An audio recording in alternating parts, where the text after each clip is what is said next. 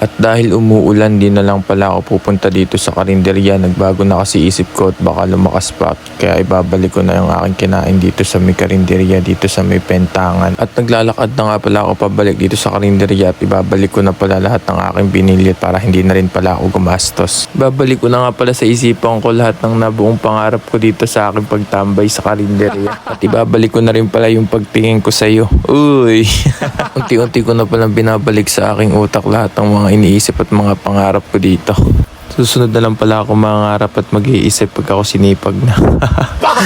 Babalik ko na rin pala ang nainom kong milk tea dito. Panoodin nyo kung paano ko siya ininom at kung paano ko siya binuksan at kung paano ko rin siya ibabalik sa dating pinaglalagyan niya. At unti-unti ko na palang naibabalik ang ininom kong milk tea at unti-unti ko na rin ibabalik ang kinain kong burger.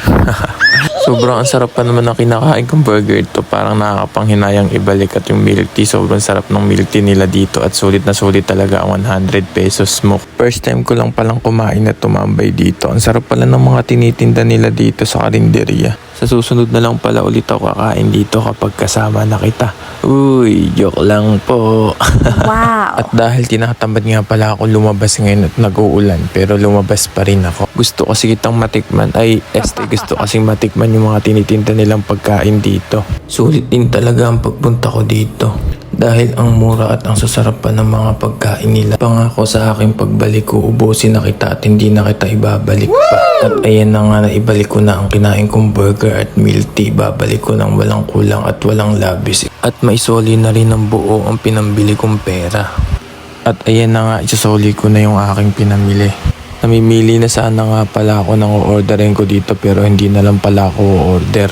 Ika-cancel ko nga po pala ang order ko dito at next time na lang uli ako pupunta. Baka abutan pa kasi ako ng malakas na ulan pag kumain at tumambay ako dito. Pupunta na rin nga pala ako sa parking area bago ako makarating dito sa karinderya. Bigla ko palang naisip marami pala akong mahalagang importanteng gagawin. At para hindi na rin pala ako mabasa ng ulan at para hindi na rin pala ako lagnatin. Pababa na nga rin pala ako dito sa parking area. Ang gusto ko kasing mangyari, maisoli lahat ng naigastos ko ngayong araw. At dahil babalik nga tayo sa parking area at patalikod din tayo maglalakad papunta sa ating e-bike.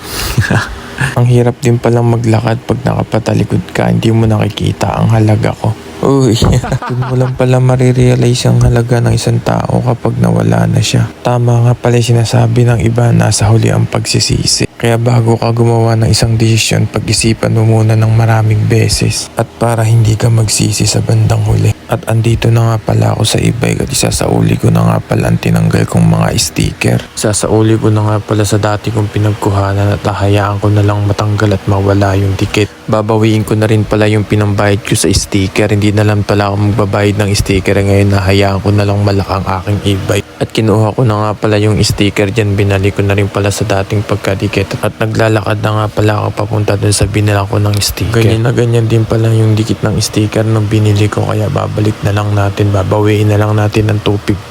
At ayan na nga, andito na nga pala tayo sa may-ari ng building. At kinuha ko na nga rin pala ang pinambili ko ng sticker at babalik ko na rin sa aking wallet. At ayan na nga po, naibalik ko na lahat ng ginawa ko ngayong araw. Kaya babalik na rin ako sa aking dorm at para matulog.